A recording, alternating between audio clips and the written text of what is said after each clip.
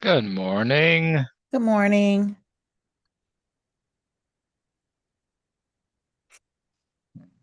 Close that.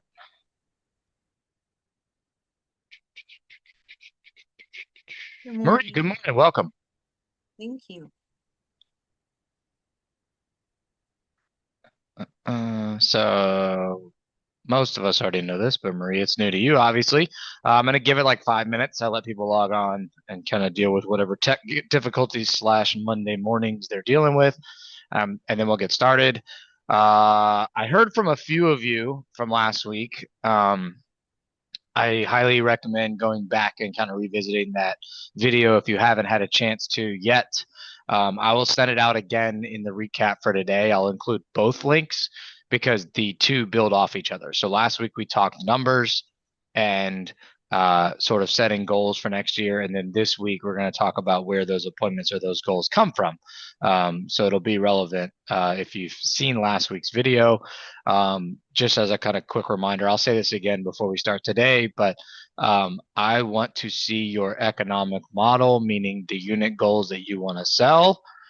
We can have some feedback conversations about that if you have questions, but I don't necessarily need to see your life by design form unless you want to share with me. That's totally okay. But I'm most interested in the economic model for your unit goal. We'll talk about it again when we come on here in a second. Kind of setting expectations around that. I always set my goal a little higher than what I actually want because of what we're going to talk about today, which is your unit goal dictates all of your activities. So it's okay if your unit goal is a little bit higher than what you actually need or want to sell because it's going to dictate your activities that lead to those appointments. The biggest thing we talk about a lot in Keller Williams world, especially out of the MREA, is a concept called the breakthrough of a ceiling of achievement. So I talk about this a lot when I teach business planning clinic. The all of us have a natural ability to achieve something, and we implement models and systems also known as learning or growing, and that allows us to achieve a higher level of ceiling of achievement. So why I say that is in order to sell the number of houses we want to sell, we're going to have to learn new habits, and we're going to have to get uncomfortable to do so. And so sometimes we set goals that seem either unachievable or really lofty, and we don't know where to start. Today, we're going to get a general idea of where to start, and then you're going to start building habits out of that. I do want to kind of give some clear expectations today when we talk about it, um, not to scare you or discourage you or to tell you to change your unit goal, but just to put it in perspective of who you could be modeling after. That'll make more sense here in a few minutes. So we'll give it like 3 or 4 more minutes for people to log on. We already have a great number of attendees, which is awesome. Kudos to you guys for not only showing up but being on time. And if anybody has any questions, kind of in the meantime, just holler at me. I have a question. Um, Yes. I have a relative who is older and has never used their VA loan, Uh huh. and he wants to know if he would be eligible at 90%. That's a lender question. Should be. Okay. I don't see why not. But yeah, Okay. I'd connect them with a lender if you need All right. help. Obviously, connect with me off air. I can get you in touch with somebody that's created VA loans. But yeah, they should be. I don't see why not. All right. Uh, Everybody can see my screen too, right? I Yes. usually struggle with Zoom, so I want to make sure. Cool. All right. I'm gonna kind of start talking just, and then if anybody else logs on, they'll pick up where we're at. So, to add a little bit of clarity around goal setting. Uh, there are about 7,000 realtors in the Richmond market, which is about 5,000 too many, in my opinion. That's somewhat joking and yet somewhat serious. 85% of the business, meaning of the homes that are sold in all of Richmond, are done by the top 500. To be the top 500, let's see, I can tell you exactly what it takes. Hold on. Actually, I can't tell you exactly what it takes. I can tell you a general idea of what it takes. To be top 500 in the market, you need to sell about 10 to 12 homes per year. to be in the top 500. To be in the top 200, it's about 20 homes a year. And to be in the top 100 is about 30 homes a year in all of Richmond. If you are selling 32 to 34 homes in a year as an individual agent, you will be the number 2 individual agent in all of our office, behind myself. And Kristen Massey also sells around that range, so technically you'd be like top 3. If you were to sell 40 homes as an individual agent, you would be number 1 in all of the office. Now, I don't say that to discourage anybody or to tell anybody to change their goals. I would love one of you to take that spot, because that means I'm doing my job as a coach. And that also gives you an idea of who you can model your behavior after. And when I say model your behavior, some of that dictates the activities, some of that dictates the hours worked, some of that dictates lead sources, which we're going to talk about exclusively today. Just for a sheer simple example, in coaching as a new agent, we challenge everybody to start with 5 real estate conversations a day and work 5 days a week. The goal is to get to about 20 to 25 real estate conversations a week. That's my Monday goal. It takes about 100 conversations weekly to sell 36 houses a year. So if you are planning on selling 30 or more, we got to get used to having a lot more conversations and knowing what to say, etc. Now, today we're going to talk about the lead generation model. This is intentionally following the economic model. So the way the MREA business plan works, and the MREA, for those of you that don't know, is this fancy red book that's over my shoulder and lives there. It's The Millionaire Real Estate Agent, written by Gary Keller, Dave Jenks, and Jay Papasan, our founder, Gary Keller. It has models in there on how to become an agent that will make or receive $1 million a year, and it builds through these different models. Now, there are 4 fundamental models of a business. The economic model is what we went over last week. That's your numbers. Your lead generation model is next. That's what we're on right now, which is where does that business come from? So if you've had a chance to do your economic model, this should make sense. If you haven't had a chance, that's okay. It should still make some sense. You'll just need to add your numbers in later. The economic model not only tells us how many units we need to sell in order to make the money we want to make, it also breaks that down using conversion rates into how many appointments we need to go on every single month to sell the number of listings we want to sell and to close the number of buyers we want to close. Real quickly, I'll show you what a sample one looks like. So, can everybody see it still? Cool. So this is a sample one. This is mine for next year. As you can see, it breaks it down. Number of units I want to sell into number of listings, and conversion rates go on. These should actually be higher percentages because I just calculated my 2025 number and it's gone up, which is great. And yet I need about 6 appointments per month, or 1.5 per week. Now, there's no such thing as a half an appointment. So typically it'll go 2, 2, 1, 1, something like that. In order to do those number of appointments, I need to generate business or opportunities to go on those appointments. And that's what the lead generation model tells us. Now, most of the time, your lead generation model will refer to what we call a database, also known as a CRM, or a customer relationship management software or service. When you hear me say database, 99.9% of the time, I'm talking about command. If you join a team, there are some teams that use different softwares or services, and yet you will still need to use command to an extent because that's how you get paid at KW. The real big takeaway I want you to understand from your lead generation model today is we are going to talk about different ways that you can grow your database or add to your database, and then your lead generation efforts are communicating with that database. So yes, you will have different sources, which we'll talk about here in a second. And yet your plan is how do you communicate with the people that come from those sources? So the source is important. That's kind of one approach. And then staying in touch with them is the next approach, also known as lead generating. So let's get started. According to the book, we should be prospecting-based, marketing enhanced. What this means is when people hear prospecting, they often think cold calling, and that's not necessarily the case. Prospecting is time intensive, proactive, and produces immediate results. That's picking up my phone and calling people. Now, who I call depends on me and my business and my goals. Prospecting can be cold calling. It can also be staying in touch with people I already know. It can be calling past clients and checking in on them and doing an annual review. It could be wishing somebody a happy birthday. It could be inviting somebody to a client event and then doing the client event. Those are all prospecting efforts. It could be door knocking. It could be farming. It could be hosting an open house. Those are prospecting efforts. It could be messaging people on social media. That's still prospecting. We are prospecting based, meaning the core of our lead generation efforts have to come from prospecting efforts. We'll talk about different efforts in a minute. Marketing enhanced are things, think about like gravy on top of the mashed potatoes or the icing on the cake. These are extras that help further your prospecting efforts.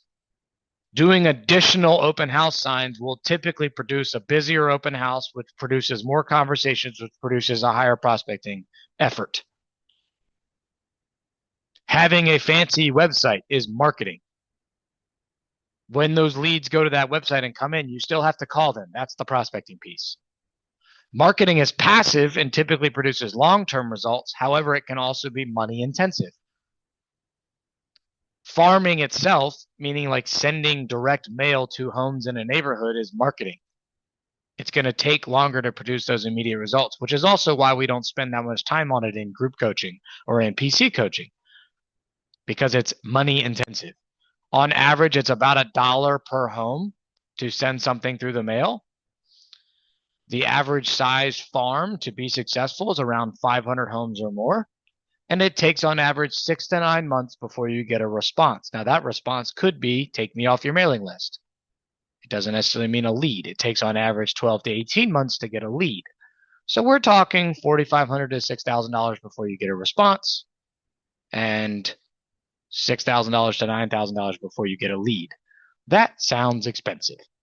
So I would rather you talk to people you already know and find pseudo free ways to grow your database, such as open houses, networking opportunities, which we talk a lot about in group coaching because it's where I get a lot of my business from. I call it an ikigai, but essentially it's something around what you're already doing or already good at and building relationships through that. So examples I give here are like a gym that you belong to, or a nail salon, or a hair salon, or PTA kids activities and events, kids sports, your sports, adult sports, a same restaurant or event you go to. It could be an actual networking event. It could be 212 or BNI groups, which are networking groups that you pay to be a part of. Those are still prospecting time intensive because you're going to meet with them and see them regularly. Questions, thoughts, comments, concerns before we keep going? Cool. Rule of 4. This is important. 82% of business comes from 4 sources or less. The top agents, every single one of us in this office that is a top agent in the top 10, top 5, top 3, whatever ranking you want to give it on, our business comes from 4 sources or less. Mine this year came from 3 sources. And really it's like 99% came from 2 sources, and 1 out of 27 deals came from a 3rd source. Now, remember, we talked about it. All of these sources still go into my database. So I'm going to give you some stats here in a second that's going to kind of illuminate that. But I have a couple of different things that pour into my database, and then I communicate with my database. And that's where my business comes from. Your net worth equals your database. We're going to talk about that here in a second. If you were to leave this company and go to a different company, the only thing you take with you is you and your database, people that you're communicating with, also known as a contact list. I don't care where you're from or how you got here. If you tell me you don't have a database, I'm going to call you a liar. Just kidding. I'm going to tell you to hold up your cell phone. That's where we start. Now, if you're like me, you've had the same number for, 20 years, and you got some phone numbers in there that you're like, I don't really know who this person is, or you haven't talked to them in 15 years, I wouldn't necessarily put them in your database. And yet, that's where we start. you do have the ability to upload your contacts from your phone into Command. I like to say anybody that you're willing to pick up the phone and call 4 times a year should be in your database. And we'll talk about why it's 4 times a year here in a little bit. Now, why am I talking about database? Because it works.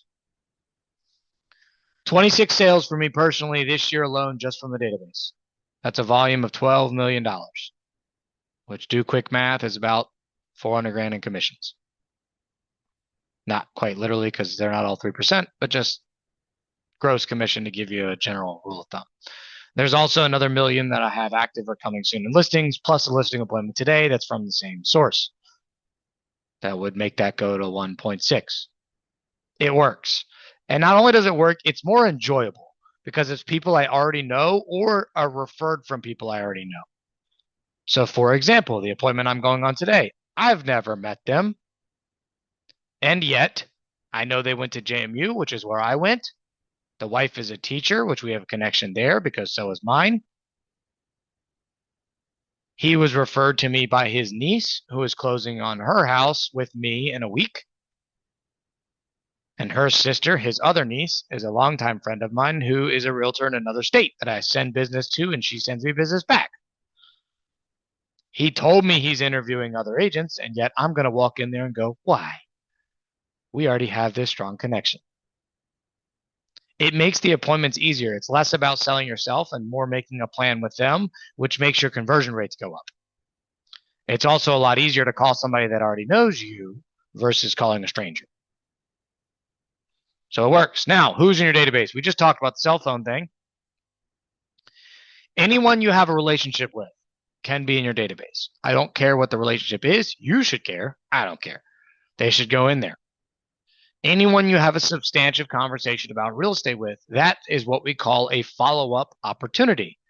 You meet somebody at the grocery store and they see your shirt that says Keller Williams and they're like, oh, you're in real estate? And it's like, yeah, how'd you get in real estate? You start talking about them. Get their information, put them in your database. I'll give you a little cheat sheet script later with a way that you can ask for people to put them in the database or stay in touch with them. Connecting at kids events or like a PTA event, that can be an easy way to drum up business, so to speak. It happens in my world all the time. People say, oh, you're in real estate? And I say, yes. They're like, do you help with rentals? And I say, no. Why do you ask? And then it's a referral opportunity to a property manager in-house who does work with rentals. Or I may say, why are you thinking about renting instead of buying? And that turns into a conversation. Referral partners, this is a big one. This does not just mean agent referrals. This can be anybody that's going to send you consistent referrals. I have a warranty partner that sends me referrals. I have an insurance guy that sends me referrals. I have a plumber that sends me referrals. They are all in my database. So preferred vendors is another way of looking at that, which is at the bottom, vendor partners.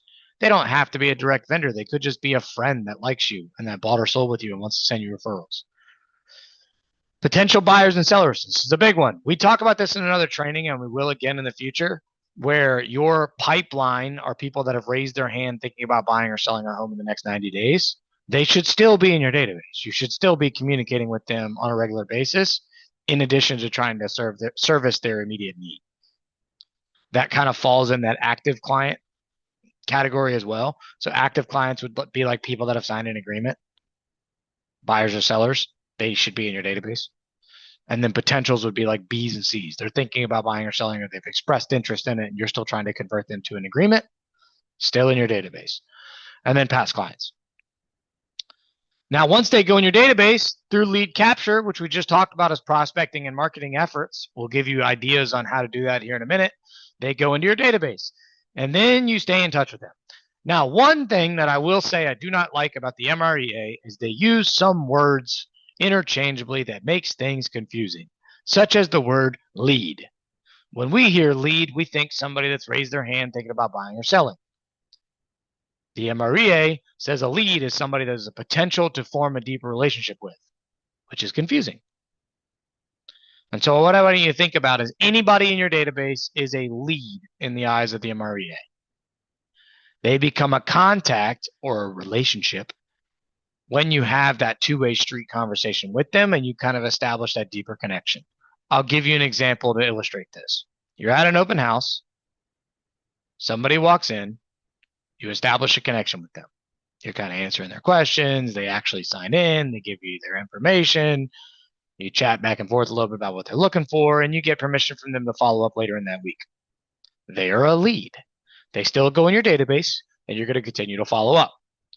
Once you follow up and they respond and you make a deeper connection, maybe you get a little bit more information about what they're looking for, or you set a follow-up appointment, or you give them some more value. Now they are a contact, or they are a relationship in your database. Then your contacts get put on a drip or a system. Now the MREA will divide this into two categories. There is what's called MREA 1.0 and MREA 2.0. MREA 1.0 says these leads get followed up with once a week for 8 weeks straight, called the 8x8. That has changed, and I'll explain what that means in a second. Once you make that connection, they move on to what was the 33 touch and is now the 36 touch, which is also growing to be even more than that, which again, we'll talk about here in a second. The point being, you are setting a systematic way to follow up until they convert and become a deeper client or a relationship, and then you follow up a little bit more frequently. The way I like to look at this is qualifying your database.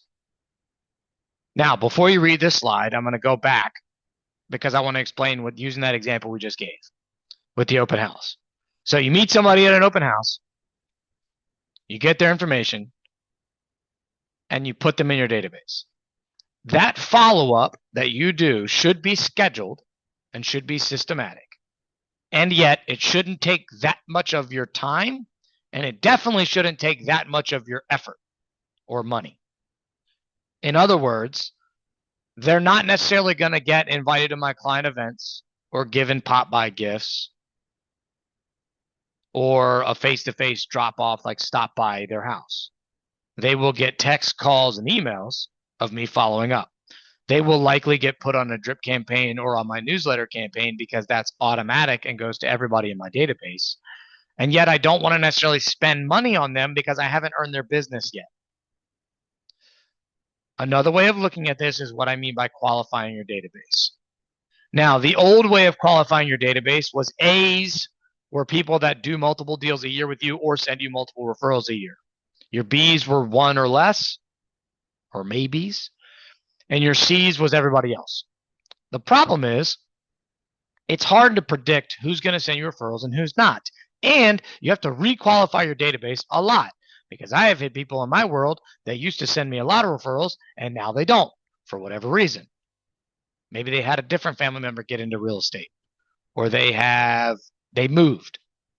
I had a great referral partner that moved to Florida and now they don't send me that many referrals anymore because all of their relationships are now in Florida. Not all of them, most of them. So they would have dropped. An easier way to qualify your database, and this will make your world easier, is to qualify them based on how you feel. If you love them and they love you, they're A's. I like to say cap your A's at 50. Now, 50 is kind of a misnomer here because, like, for example, my 50, if I have a husband, wife, that's one in my 50, even though it's two people. Most of the touches are going to go to both of them at the same time. If I drop up a Popeye gift at their house, they're both getting it. If I invite them to the client event, they're both coming. It's one invite kind of thing. Another way of looking at this is if your phone were to ring and you look at it and you see who's calling, your A's, you're going to answer right away or you're going to immediately text them and say, hey, I'm on a call. I'll call you back as soon as I can. Your B's, you're going to text them. That's it. You're probably not going to call them back or you're going to try to make the conversation go to text. And your C's, your eyes might roll or you might say, I'll get to that when I can. Now, your C's are still important. Your D's would be you block that number and you don't want to ever answer it again. You delete them out of your database. We hopefully don't have any D's, but sometimes it happens. Your C's are people that you still need to regularly stay in touch with, but these should be more like set it and forget it type stuff. So like your monthly newsletter that goes out, that might take 5 minutes of your time because they're tagged. We'll talk about that in another training. Or they're people that you need to have in your world or your business, but you can't necessarily expect referrals or business back from them. An example would be like our title company or our lender partners. Like they can't necessarily guarantee us sending us business, but they're important in our world and we need to stay in touch with them. Referral agents, outside sources like that. Your B's you like, your A's you love. Two other ways that I explain this that I think illustrates it well. Number one, let's use a birthday, for example. Your A's, if it's their birthday, you're going to do one of like 2 or 3 things or all of these things. You're going to give them something like a gift or mail it, mail them a card. You're going to call them on their birthday or you're going to send them a video on their birthday. Your B's, that's your A's. Your B's, you're going to text them on their birthday, voice text them on their birthday, or maybe call them on their birthday. And your C's, you're going to write on their Facebook wall or their LinkedIn or whatever social media source you use. Another way of illustrating this point, if you are a music lover, you can use music as the theme. Your A's, you're going to invite to go to a concert with you. You might even buy the tickets. Your B's, you're going to mention, hey, did you see the Rolling Stones are coming to the Altria Theater? Are you going? And your C's are going to get a newsletter talking about all the ways to enjoy music in Richmond. So you're using the same theme and deeper level of touches to each of these people. Now, when I say touch, that's a word from the MREA. I hate it because it sounds weird, and yet it's necessary to know. Because we should communicate with our database on average 36 times a year, which seems like a lot until you break it down. Now, this is a way that you give value to your database. You stay in touch with them. You stay top of mind, which is important, especially in today's world. And it makes it easier to ask for the business. Now, I am not asking them for referrals or if they're looking to buy or sell a home 36 times a year. That would be spam or annoying. Instead, most of these touches are giving value, asking them how they're doing, or just checking in or inviting them to something. This is the slide that I want you guys to take a picture of or remember, because this is one of the things you're going to work on for homework. Everybody should do a newsletter monthly. They can be emailed to your command. They are free. They should go out to your entire database. There are templates in Canva. There are templates in Command. There are templates online that you can find for free to customize. By the way, mine is 3 pages long and ChatGPT writes 50% of it. It's very easy. And it stays top of mind. Another idea, so that's 12. We're a third of the way done. I'm going to jump ahead a little bit. You're going to call them 4 times a year. This is very important. If you're not willing to call somebody, don't put them in your database. Now, this says A's and B's. I will text my C's. Some of them I will call, but the priority is I need to make sure I'm calling all of my A's at least 4 times a year and calling all of my B's at least 4 times a year. On another training, and there's a recording of this in the YouTube channel as well, we talk about a schedule so you can call everybody 4 times a year. It's called the DTD2. You could also Google that. It will give you 2 letters of last names for each week of the year, and it will repeat every 13 weeks. So you're going to call people 4 times. It eliminates call bias, so you're not going to just pull up your command and go, I want to call Marie today because she's always fun to talk to. It's like, nope, you call Marie's when her last name letter comes up 4 times a year. And it's not to say you can't call them more, but you got to get a minimum of 4 in. If you're not willing to call them, take them off your list. Now, sometimes this conversation takes place over text. I will be honest with you. I do have some relationships that prefer to text. I prefer to text. I can get more done that way. And yet, I also need to be willing to call them, and I can't only text. So if I'm doing 4 a year, 1 or 2 of them might be text. But I still need to pick up the phone and call them. On that other training that's in the recordings and the YouTube, and we will do it again, I promise, we talk about what can be said when you call them. It is nothing about real estate. It is typically an acronym of Ford or Frog. which is how's your family? How's your job? What you doing for fun these days? What are your goals? How are your kids? You're just catching up. I promise if you call somebody and they know you're in real estate and you say, hey, they will say, hey.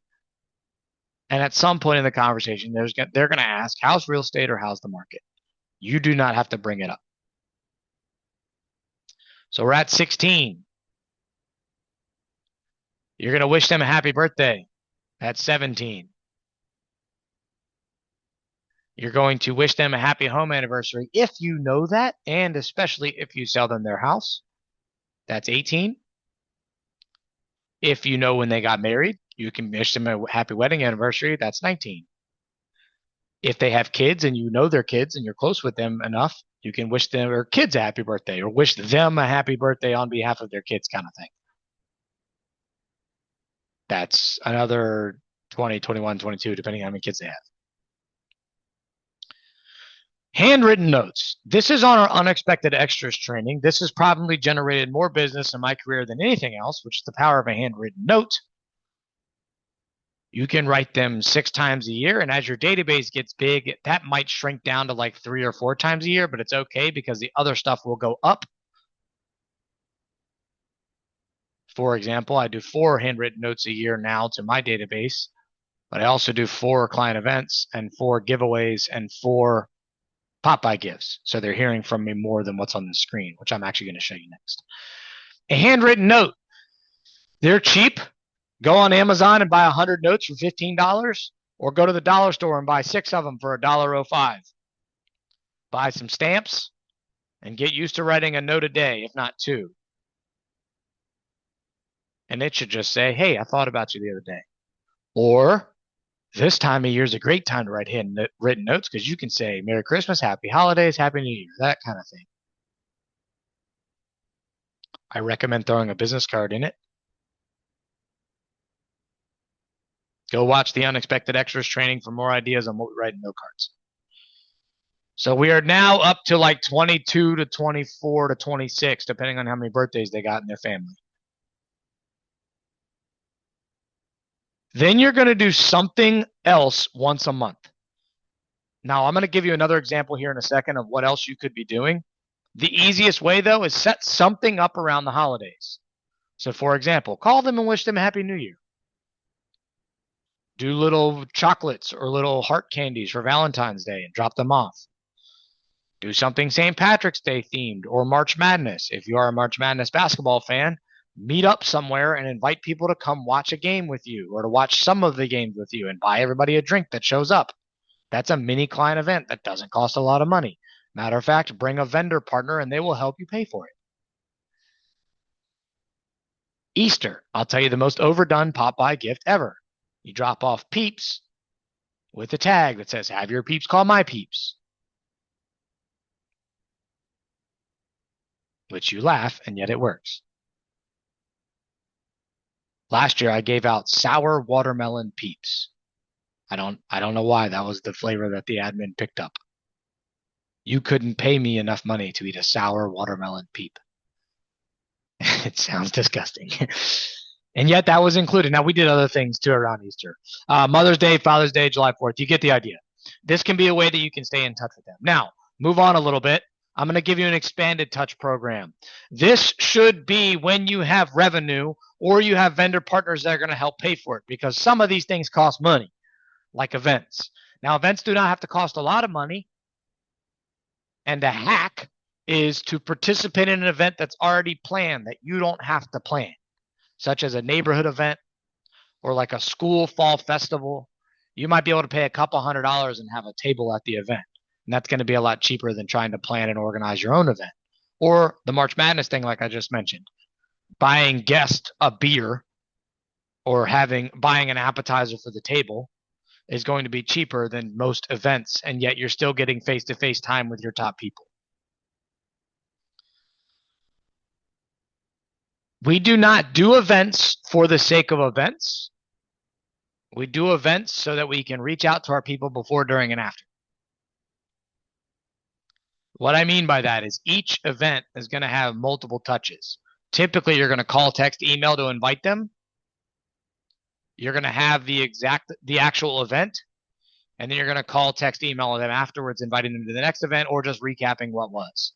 So you're going to have somewhere between like 4 to 7 or 8 touches per event,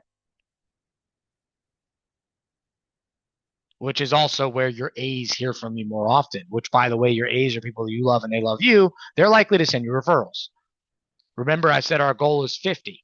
If we have 50 A's and we get 1 referral from each of them for the entire year, that's 50 sales if you close all of them.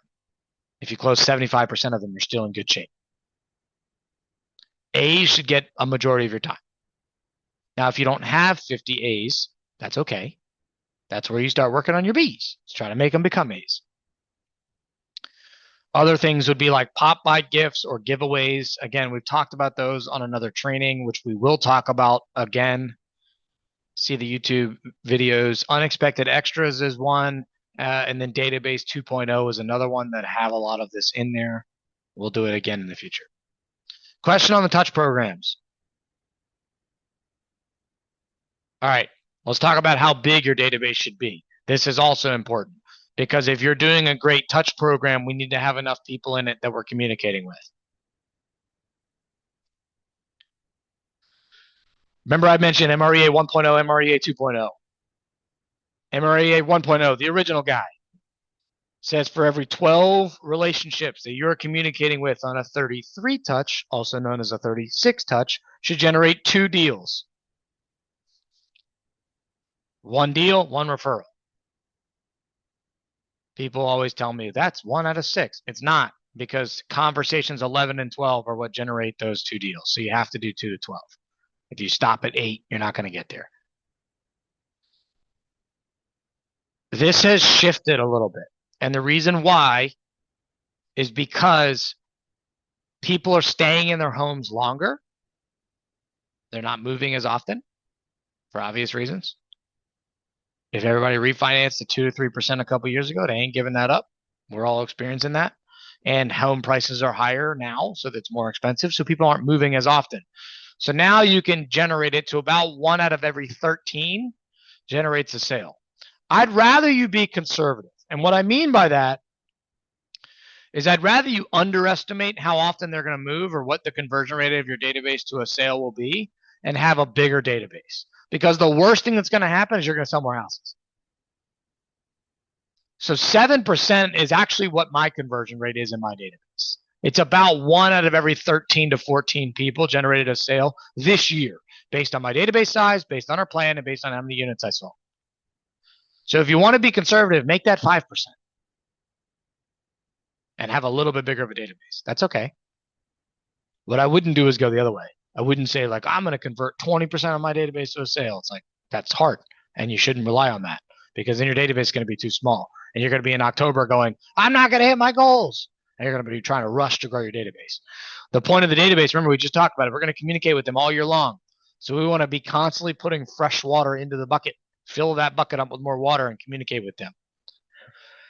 This is the one slide where I said if you had done your homework from last week with your economic model, this will make sense. If you have not done it yet, you don't have a number to plug in yet. That's okay. Once you know how many houses you want to sell, you're going to divide that number by your conversion rate.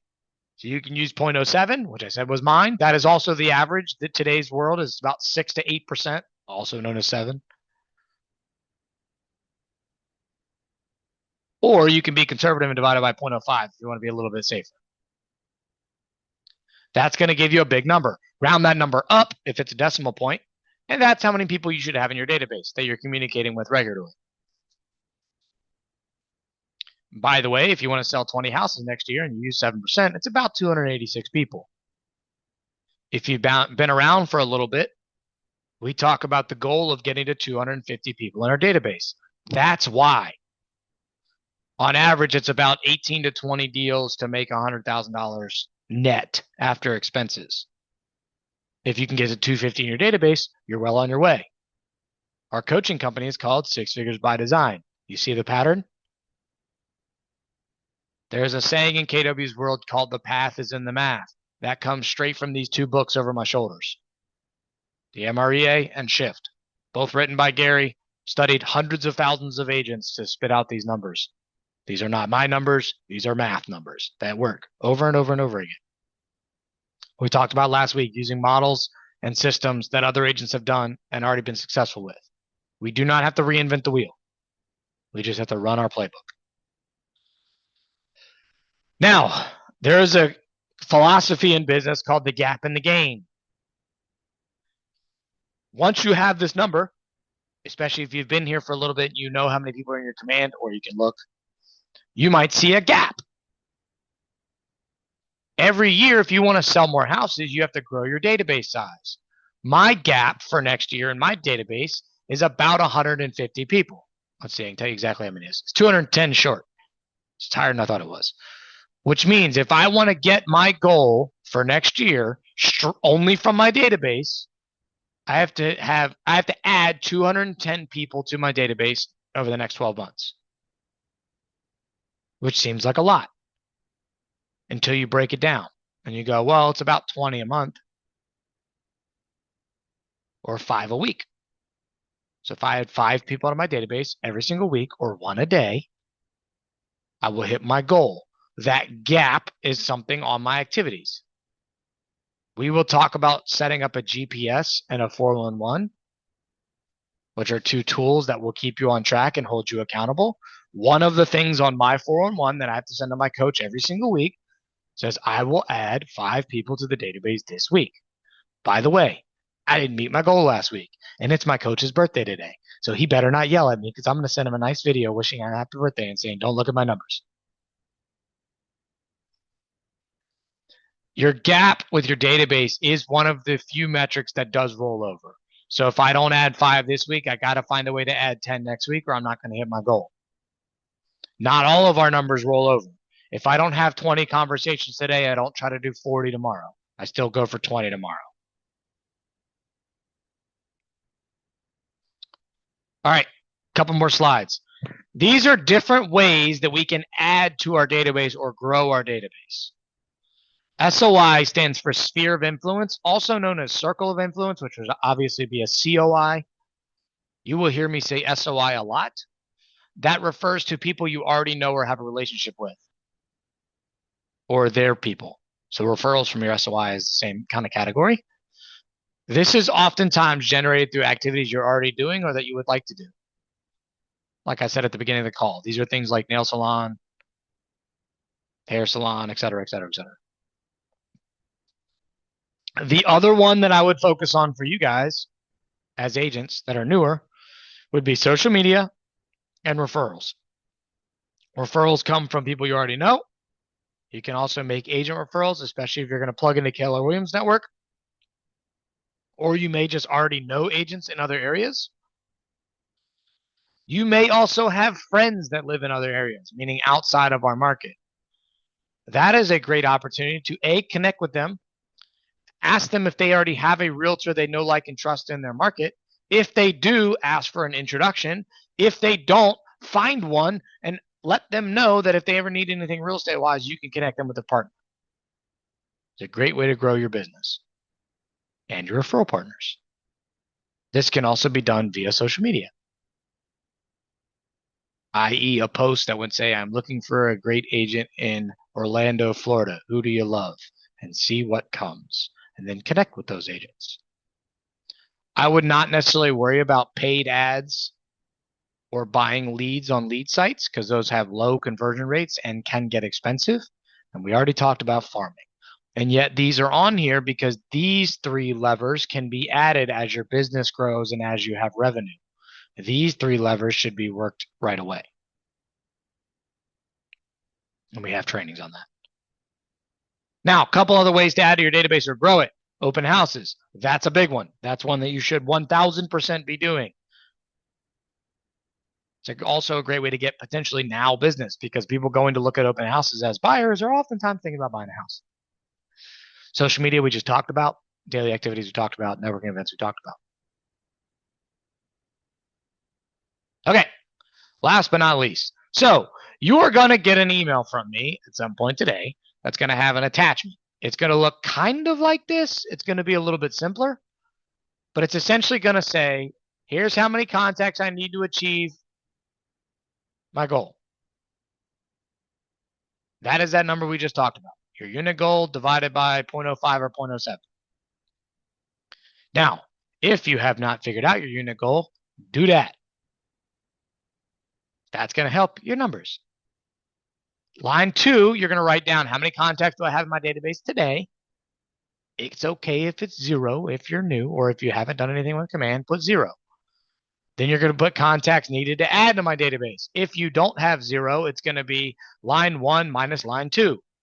If you do have 0, it's just going to put line 1 there again. Then divide by 12, then divide by 4.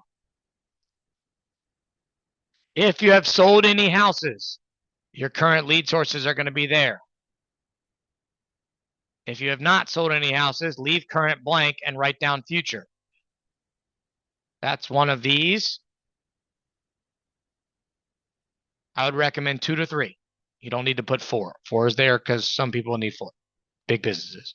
This same sheet works regardless of where your business is at. Then you're going to have, the bottom's going to look a little bit different, but that'll make sense when you see it. Now, here's a little script I mentioned I would share with you. You should start practicing this, especially with people you already know. If you are new to real estate and you haven't already had that conversation, let them know you got into real estate. They're going to ask why. You're going to tell them why. Then you say, hey, while I have you, if you came across somebody looking to buy or sell or invest, do you have someone you would refer them to? If they say yes, ask for an introduction.